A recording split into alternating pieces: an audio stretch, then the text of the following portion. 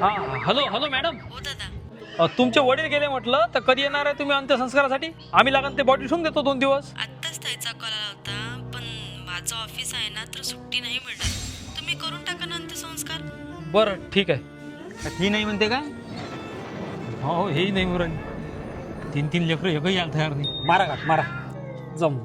का पैसा येत लागा यासाठी आपल्याला?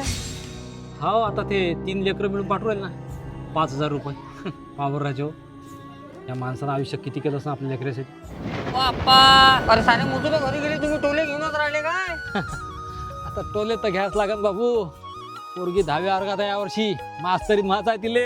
अरे पोरगी होय ना, एवढं शिकवसान काय? अरे कशी गोष्ट करतो. पोरगो असो का पोरगी आपल्याला सगळे सारखेच असते बापा. आपण आपल्या लेकराला शिकवलंच पाहिजे. म्हातारपणी पोरान नाही केलं तर कमीत कमी पोरगी तर करत. हां हे चालू आहे मॅडम अंत्यविधी. किती वेळ लागणार आणखी? आता हा जळेपर्यंत वेळ लागणार आहे मॅडम. होऊन जाईल ना. थोडं लवकर करा ना, मला पण कामं होती, मग आंघोळ पण करावी लागेल. शेवटी नाही म्हटलं तरी वडील आहेत आमचे. देवा पैसा आल्यावर माणूस एवढा बदलते काय रे. याच्यापेक्षा तर आमचा शेतकरी लाख पटीनं पुरला. गरीब राहिला पण माणूस की नाही विसरला.